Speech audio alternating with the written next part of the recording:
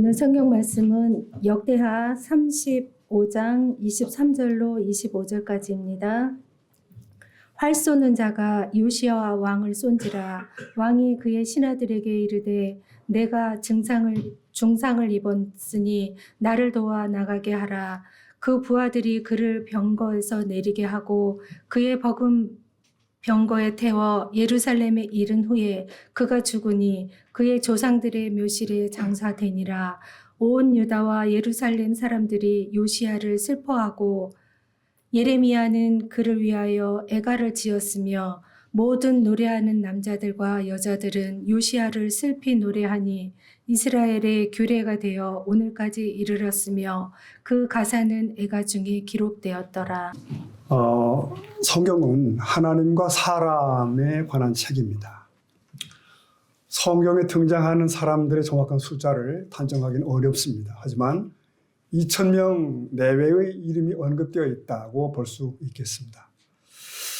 지난주일 우리는 구약의 인물 요시야를 만나봤죠. 아마도 마음속에 그를 이렇게 깊이 새겨놓은 분들도 계실 거예요. 맞습니다. 요시야 왕은 그럴만해요. 그는 남유다 역사상 가장 훌륭한 왕 중 하나로 기록된 인물입니다. 기억하시나요? 그는 8살에 왕 위에 올랐습니다. 그는 할아버지나 또 부친의 악한 길을 따라가지 않았다고 그랬습니다. 대신 선한 조상인 다윗의 뒤를 따랐다. 그렇게 기록되어 있습니다. 특히 그는 그 방치되었던 율법책을 발견하고 말씀의 사람이 됩니다. 말씀을 들으며 자기 마음을 찢었으며 온 백성에게 낭독하죠. 나아가 온 백성이 그 말씀을 지키도록 이끌었던 정말 괜찮은 리더라고 말할 수가 있습니다. 그는 율법대로 유월절을 지키고 이스라엘이 하나님의 은혜로 구원받았음을 기억하도록 하는 역할을 해낸 거죠.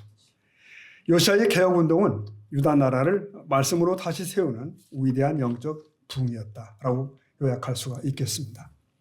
자, 오늘 우리가 살펴볼 것은 그 요시야의 말년입니다. 그 요시야는 어떤 죽음을 만났을까 하는 것입니다. 한마디로 말하면 그렇습니다. 그의 죽는 모습은 뜻밖에도 너무 허탈합니다. 충격적이기도 해요. 어떻게 이런 결말을 맞을까 싶습니다. 그렇게 하나님 앞에 열심을 내며 백성을 인도했던 왕이거든요. 그랬던 그가 전쟁터에서 허무하게 죽음을 맞이합니다. 그것도 불필요한 남의 싸움에 휘말려서 죽음을 만나게 되는 것이죠. 어찌하여 선한 왕이 이렇게 이상한 죽음을 맞이하는가? 이 질문은 우리에게 의문과 고민을 남겨줍니다. 자, 당시에 국제 정세는 급변하고 있었습니다. 강대국 아수르가 몰락하고 신흥 강대국인 바빌론이 세력을 확장하던 그런 때입니다. 남쪽이 강자였던 애굽은 북쪽의 아수르가 완전히 망하는 걸 원치 않았어요. 이 아수르가 완충지대 역할을 해가지고 저 바빌론의 팽창을 막아줬으면 그런 입장이었습니다. 그래서 본문을 보면 애굽 왕 느고는 아수르를 도우려고 전략적 요충지인 갈그미스로 북쪽을 향하여 올라오게 됩니다.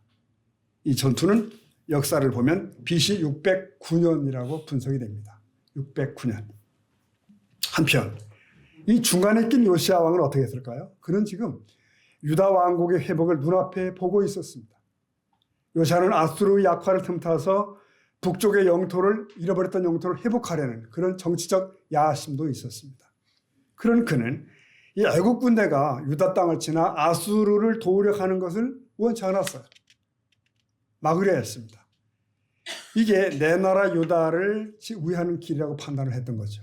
자, 요시야의 이 종말 얘기가 시작되는 20절을 보도록 하겠습니다. 역대하 35장 20절을 봅니다. 네, 같이 읽을까요? 시작. 이 모든 일로 요시야가 느고가 요시야가 나가서 네, 보십시오. 여기 보니까 이 모든 일 후라고 되어 있어요. 이 모든 일 후. 모든 일이 뭐죠? 거기 보니까 그것은 요시야가 성전을 정리정돈을 하는 일, 그 일입니다. 아니 무슨 일이 있었기 때문에 성전을 다시 정리정돈하죠? 네, 요시야는 막 민족적 부흥 행사를 치렀어요. 대대적으로 유월절 행사를 성전에서 치른 것입니다. 여러분, 우리도 무슨 행사 끝나면 뒷정리하잖아요. 그러니까 행사의 뒷정리를 지금 하는 그런 시간이었어요. 요시야는 율법을 온 백성이 지키기를 원했습니다. 그 대표적 회복 운동이 바로 유월절 절기 복원이었습니다. 솔로몬보다도 히스기야보다 더 완전하고 완벽한 유월절을 복원해냈어요. 부친이나 조부는 율법을 무시했잖아요. 절기를 소홀히 했어요. 그러나 요시야는 온 백성이, 온 나라가 다 함께 유월절을 지키기를 원했다는 것입니다. 그래서 그 앞에 18절에 보면 그 평가가 나와요. 이스라엘 모든 왕들을 따져봐도 요시야처럼 유월절을 지키지는 못했더라. 그런 기록이 나와요. 그러니까 요시야 같은 왕은 없었다는 겁니다. 자, 그렇다면 지금 요시야는 영적인 어떤 전성기를 지나고 있는 거 아닙니까? 온 백성들도 흥분과 감동의 여운을 가지고 있어요. 바로 그런 때, 그 즈음에 애굽 왕이 군사를 끌고 올라온 겁니다. 요시야는 가로막고 나선 겁니다. 어쩌면 당시의 요시야는 자신만만한 건 아니었을까? 하나님 앞에서 떳떳하고 열심히 하나님의 일을 하는 그런 중입니다. 그런 그 순간에 요시야는 이런 판단을 한 것 같아요. 내가 막아야 된다. 그런 자청하여 전쟁을 유발시키고 말았어요. 이게 실패로 갑니다. 이게 실패가 되는 거예요. 여러분, 요시야의 실패는 단순한 전쟁의 패배가 아니라는 겁니다. 하나님의 뜻을 듣지 못한 영적 무감각의 결과였다라고 서둘러 요약할 수가 있습니다. 여러분, 우리도 그런 류의 실수를 할 수가 있죠. 네. 아무리 선한 사람이라도 하나님의 뜻을 온전히 분별치 못할 수 있습니다. 그리고 내 판단이 앞서 나가는 거죠.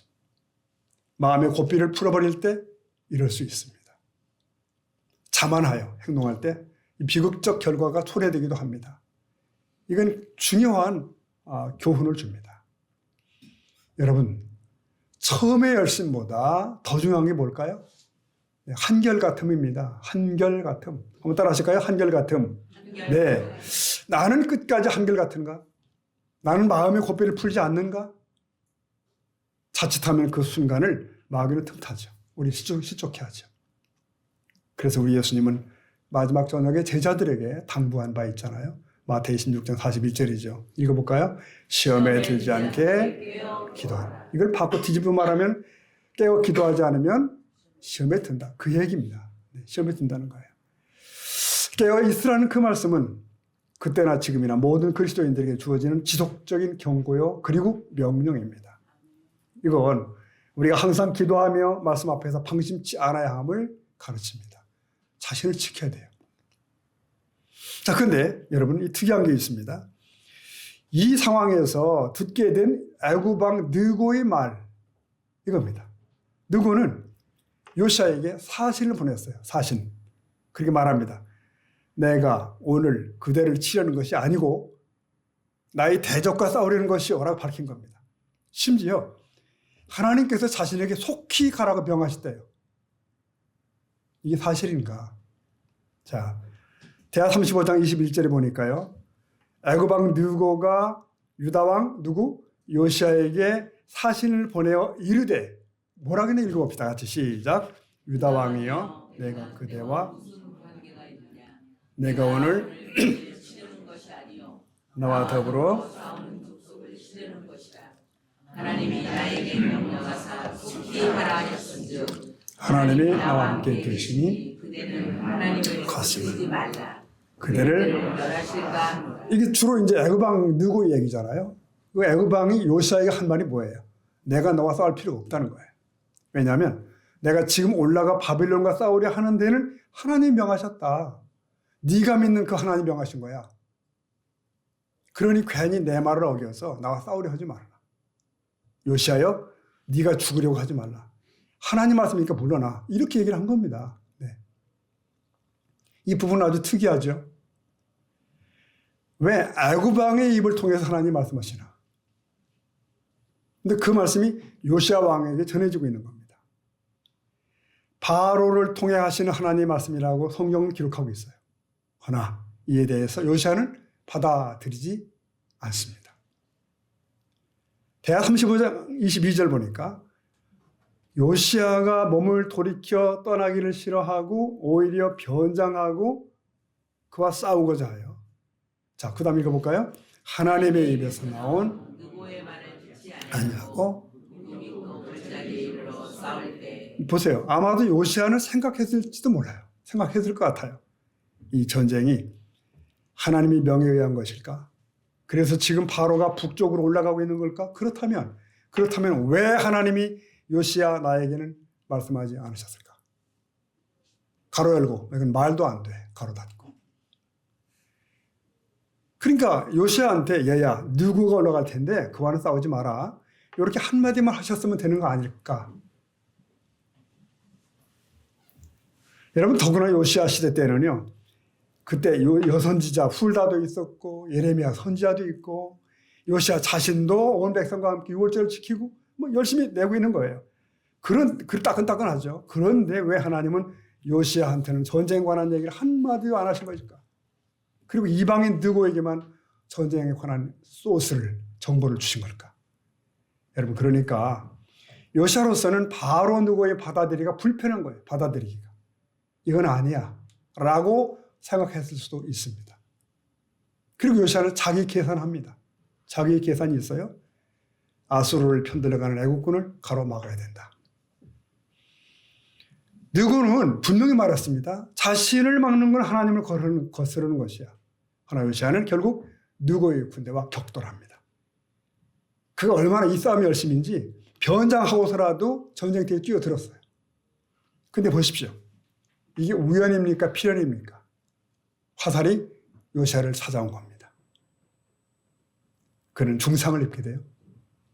그리고 그 중상 입은 상태로 실려와서 119에 실려와가지고 결국 예루살렘에 돌아왔는데 와서 숨도 못 돌리고 죽게 되는 거예요. 그 요시야는 지나가려고 하는 애굽 왕을 막아서다가 허무하게 죽음을 맞은 셈이 된 겁니다. 여러분 어떻습니까? 요시야의 죽음은 표면적으로는 애굽 왕과의 전투에서 패한 것처럼 보이지요. 그러나 애굽 왕은 하나님이 내게 명하사 가라 하셨다라고 말했습니다. 그러니까 요시야에게는 전쟁에 개입치 말라는 하나님의 엄한 경고가 전달되었어요. 하지만 요시야는 이 말을 듣지 않고 싸우러 간 거고요. 느고는 요시야와 싸울 의사가 전혀 없어요. 전혀. 이 원정이 하나님이 하신 일이니까 방해치 말라고만 한 겁니다. 하지만 요시야는 그 말이 하나님의 말씀임을 끝까지 인정치 않습니다. 가서 싸우다가 끝내 전사하게 됩니다. 자, 성도 여러분, 여기 어떤 원리가 있지 않습니까? 하나님은 원수의 입을 통해서도 뜻을 나타내실 수 있는 분이에요. 신기하죠? 하나님은 원수를 통해서도 하신다니까요. 비슷한 예들이 성경에 있나요? 있습니다. 곳곳에. 민수기 22장 보면 하나님은 나귀를 통해서도 말씀하시잖아요. 이 발람을 태운 그 나귀가 멈춰가지고 말을 하는 거예요. 왜 때리냐고. 왜 때리냐고. 그러니까 나귀는 지금 하나님의 뜻을 전달하고 있는 거예요. 발람아 가지 말아라. 이스라엘 저주하지 말아라. 그 얘기거든요. 못 알아먹죠. 또 있습니다. 여호와께서 이방인들을 감동시키사 당신의 뜻을 나타내신 일이 있잖아요. 역대하 36장에 가보면 고레스 칙령이 있지 않습니까? 고레스. 페르시아 왕 고레스는 칙령을 내려서 여호와의 뜻을 선포해요. 유대인들은 돌아가라. 예루살렘에 여호와의 전을 건축하라. 그런 얘기를 이방 왕이 한다니까요. 여러분 우리는 특히 하나님과 상관없는 비신자들 저들이 뭘 알겠어 라고 무시할 때가 있지만 하나님은 그들의 입술을 통해서도 경고를 하십니다. 선지자 요나는 다시생 배를 탔잖아요. 그가 뱀이 창 들어가서 지금 이게 잠을 자는데 이방인 선장이 내려와 깨우잖아요. 자는 자여 어찌민요? 깨워서 네 하나님께 간구하라. 네 하나님께 기도하라. 그런다고요. 성도 여러분, 하나님께서는 참 다양한 경우, 다양한 사람들을 통해서 말씀하실 수 있습니다. 때로는 예상치 못한 사람을 통해서도 내게 말씀을 하셔요. 그렇습니다. 오늘도 하나님은 여러 경로를 통해서 다가오십니다. 자연 현상을 통해서 말씀하시기도 하시고요. 부모나 배우자를 통해서 말씀하시기도 하시죠. 설교 시간에 설교를 통해 내게 메시지를 주시기도 하고요. 심지어는 가끔이지만 불신자이나 학교 동창을 통해서도 주의 음성이 전해질 수 있어요. 갑자기 평소 연락도 없던 그 누가 기도해 주겠다는 메시지를 보낼 때 우리는 깨어 있어야 돼요. 그게 어떤 하나님의 경고의 통로일 수도 있기 때문이에요. 아모스 3장 보니까 7절에 이런 말씀이 있습니다. 한번 읽어볼까요? 시작. 주 여호와께서는 그 종선자들에게 보이지 아니하시고는 결코 행하심이 네, 여호와께서 일을 하실 때는 반드시 미리 알려주신다는 말씀이 거기도 있네요. 물론 그들이 잡다한 모든 메시지가 모두 하나님의 음성은 아니겠죠. 그러나 깨어있는 사람은 작은 것 하나라도 놓치지 않는다는 얘기예요. 우리는 민감해야 돼요. 그리고 매일 깨어 있어야 될 줄로 믿습니다. 명심해야 될 것은 하나님은 내가 싫어하는 사람을 통해서도 말씀하신다는 것. 어떤 말을 듣더라도 그 속에서 하나님의 뜻을 깨닫는 분별력을 주시도록 우리 기도하십시다. 하나님께 묻지 않으면 나도 모르게 하나님의 뜻을 거역하게 되죠. 그리고 잘못 서신하게 됩니다. 느고의 말은 비록 이방인 입에서 나온 말이지만 역대하 기자는 이 말이 하나님께서 하신 말씀이라고 기록하고 있어요. 그러나 요시아는 이 말을 듣지 않고 전역대에 나갔다가 목숨을 잃죠. 보십시오. 아무리 선한 의도를 가졌더라도 개인의 판단에 따라 행하기 전에 하나님의 뜻을 끝까지 구하고 확인해야 될 줄로 믿습니다. 정말 우리는 매 순간 기도와 말씀이 필요해요. 하나님의 음성을 듣고 그 뜻을 따라야 되는 것입니다. 아멘이죠? 아멘. 자, 요시아는 국제 정세를 볼 때 애굽의 원정을 막아야 된다고 철떡같이 믿고 있는 거예요. 판단하고 있는 거예요. 그러나 그 상식적 판단이 하나님의 생각과 다르다는 데 문제가 있어요. 요시아는 믿음이 깊었지만 그의 생각의 끝에 자기가 있어요. 8984. 네, 8984. 네. 아, 나가셨군요. 네. 그래서 자기 판단이 앞섰던 거예요. 이게 생각이 끄트머리 가니까 자기가 있네. 그래서 판단이 앞선 거예요. 여러분, 특별히 믿음이 깊을수록 신앙 연조가 많을수록 더욱 겸손히 하나님의 뜻을 물어야 됩니다. 아주 당연한 상황이라도 아니 당연한 상황일수록 잠시 멈추고 하나님께 여쭤볼 필요가 있어요. 요시아의 결말을 보시자고요. 요시아의. 자, 대하 35장 23절 24절인데요. 우리 한번 읽어봅니다. 이거 시작. 활 쏘는 자가 나를 도와 나가게 하라 하면 그가 네 요시아가 전쟁터에서 어떻게 운명하나 죽는가. 활에 맞음으로 죽음을 만나게 되는데 여러분 그는 나라를 지키려는 합리적 의도였지만 하나님의 뜻보다 자신이 앞선 건 분명합니다. 여러분 우리 인생길에서 때로 좋은 의도가 반드시 옳은 순종은 아닐 수 있습니다. 하나님께 묻지 않은 선한 행동은 불순종이 될 수 있다는 것입니다. 요시아는 평생 하나님 말씀대로 살았지만 마지막에 방심한 거죠. 그 한순간의 영적 방심이 그의 생애 전체를 안타깝게 마무리 짓게 한 것입니다. 여러분 이런 말 들어보셨어요? 숨겨진 불순종. 숨겨진 불순종. 그런 말이 있습니다. 선한 왕의 허무한 죽음은 우리에게 중요한 교훈을 줍니다. 그의 삶이 아무리 선하고 경건했을지라도 단 한 번의 불순종이 비극적 결과를 가져올 수 있다는 것. 그 죽음은 단순히 전투에서의 패배가 아니라 하나님의 경고를 무시한 결말이라는 것. 그러면 우리에게 남겨진 교훈이 뭐죠? 네, 온전한 순종의 중요성입니다. 온전한 순종의 중요성. 요시아는 평생을 하나님 말씀대로 살아왔어요. 근데 마지막 타임에 하나님의 경고를 놓치고 말죠. 네. 요시아의 죽음은 그가 하나님의 뜻을 명확히 분별치 못하고 경솔하게 행했기 때문에 일어나는 그것입니다. 이는 말씀을 따라 사는 것만큼이나 하나님의 뜻에 온전히 순종함이 중요하다는 것을 우리에게 일깨워 줍니다. 그렇습니다. 우리는 삶의 모든 순간 하나님의 뜻을 구해야 될 줄로 믿습니다. 아멘. 특히 결정하고 일어설 때 우리는 하나님의 뜻을 분별할 필요가 있어요. 자, 신앙의 여정은 끝까지 그 얘기 좀 해봅시다. 요시아는 젊은 시절부터 하나님을 잘 섬겨왔죠. 네, 잘. 그의 삶의 대부분은 흠잡을 데 없는 신앙의 여정이었어요. 그러나 그의 마지막 순간 단 한 번의 잘못된 결정이 비극적 결과를 낳게 됩니다. 여러분, 우리가 과거에 아무리 신실한 삶을 살아왔고 큰 업적을 이루었다고 하더라도 신앙의 여정은 마지막까지임을 기억해야 됩니다. 방심치 말아야 된다는 거죠. 정말 끝날 때까지는 끝난 것이 아닙니다. 그런 면에서 요시아의 전쟁은 잘못된 전쟁이에요. 잠언 말씀 보실까요? 특이한 말씀이 26장 17절입니다. 시작. 길로 지나다가 자기와 상관없는 다툼을 반성하는 자는 내 길을 잡는 자와 네, 자기와 상관없는 다툼에 참견하는 행위를 상상해 보세요. 그는 개의 귀를 잡아당기는 사람과 같다. 그림이 이해되죠, 여러분? 상상이 됩니다. 본문에서 요시아가 그러고 있다는 거예요. 다른 두 나라 간의 싸움이에요. 끼어들 필요가 없어, 거기에는. 그러나 이런 어리석음을 우리도 때려 범합니다. 그래서 치명적인 실수를 가져오는 거죠. 여러분, 마귀는 우리가 방심하는 틈을 타서 넘어뜨리려 합니다. 우리는 어떻게 하면 좋을까요? 주님 말씀처럼 항상 깨어 기도하며 영적 긴장감을 늦추지 않는 그런 삶이 필요합니다. 여기 또 다른 교훈도 있습니다. 뭐냐면 이 요시아의 한계가 사람의 한계라는, 그러니까 우리의 한계라는 것이에요. 요시아의 개혁운동은 필요한 겁니다.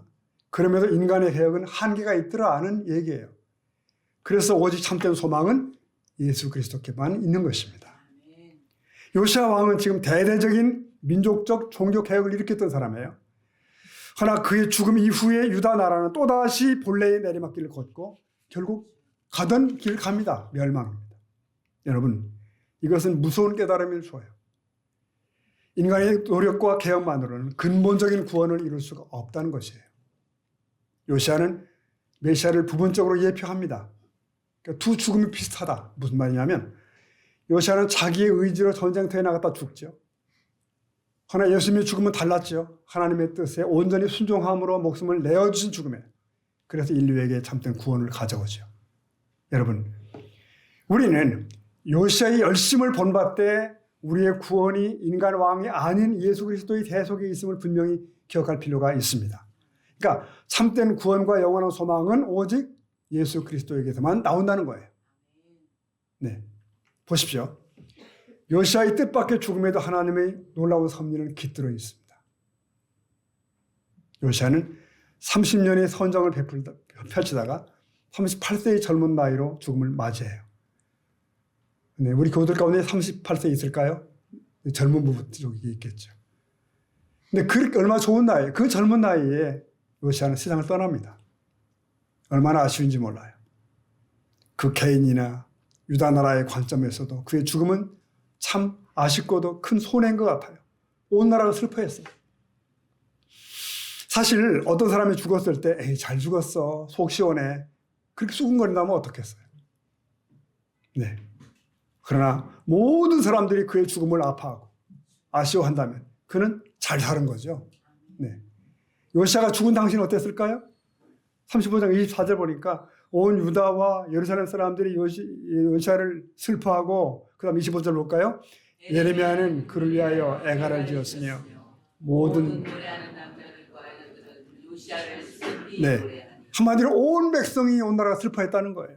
선지자 예레미야는 요시아에 관한 슬픈 애가를 지어서 헌정을 했어요. 그만큼. 네. 근데 보십시오. 요시아의 죽음은 개인의 실패를 넘어선 크나큰 하나님의 섭리 안에 있었다고 말할 수 있습니다. 뭐냐면 이미 누적된 죄악으로 인해서 유다의 멸망은 예고된 상황이었어요. 하나님께서는 경건한 요시아의 죽음을 통해서 이제 유다를 심판하실 때가 되었음을 백성들에게 보여주십니다. 여러분, 역사의 주관자이신 하나님은 인간의 행위와 관계없이 그분의 뜻을 이루어 가고 계십니다. 분명한 사실입니다. 즉 요시아의 선정이 조상들의 쌓여진 악정을 극복하기에는 역부족이었다는 것이에요. 아무리 요시아가 선정을 펼쳤다 하더라도 그것보다 유다의 악에 대한 하나님의 간섭이 더 큰 비중이 있었어요. 악에 대한 심판. 즉 유다의 역사를 일개 왕이 이끄는 것이 아니라 하나님께서 주관하신다는 분명한 사실입니다. 성경 저자는 설명합니다. 역사의 주관자는 하나님이시며 인생의 주인도 하나님이시라. 아멘입니까? 아멘. 그렇습니다. 역사의 주관자는 하나님이시고 인생의 주인도 하나님이십니다. 여러분, 다 된 일 갖고 당연한 결과로 여겨질지라도 모든 결정권자는 하나님이심을 인정하십시다. 그분의 시간과 뜻에 따라야 되는 거죠. 그리스도의 삶이란 하나님의 뜻 앞에 그래서 자아가 죽고 하나님의 의지에 결국 항복하는 것이에요. 백성들은 요시아의 신앙을 존경했지만 그의 죽음은 이런 경고로 남게 되었습니다. 하나님의 사람도 끝까지 깨어있지 않으면 넘어질 수 있다. 그겁니다. 성도 여러분, 우리는 모두 신앙의 길을 걷고 있습니다. 시작이 은혜로워도 끝이 흐려질 수 있다고 하는 것. 하나 끝까지 깨어있으면 비록 환경이 어렵더라도 하나님이 그 삶을 복되게 하실 줄로 믿습니다. 사랑하는 여러분, 하나님은 우리에게 시작한 믿음을 넘어서 끝까지 가는 믿음을 원하십니다. 끝까지 가는 믿음.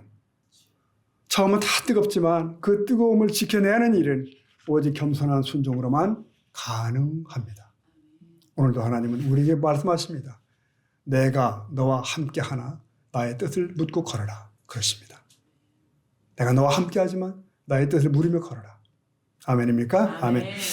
말씀을 좀 매듭해 보겠습니다. 요시아의 그 갑작스러운 죽음은 요시아가 발견해 읽었던 율법 신명기, 그 신명기의 축복과 충돌하는 것으로 보일 수 있어요. 그러나 그렇지 않습니다. 분명히 순종하면 복이 있습니다. 순종하면 복을 받습니다. 그러면 이렇게 죽은 요시아에게 무슨 복이 있단 말인가? 무슨 복이 있었을까요? 하나님께서는 요시아가 죄악으로 가득한 유다의 멸망을 직접 보지 않게 하셨어요. 사랑하는 조국의 아픔을 보지 않게 하셨어요.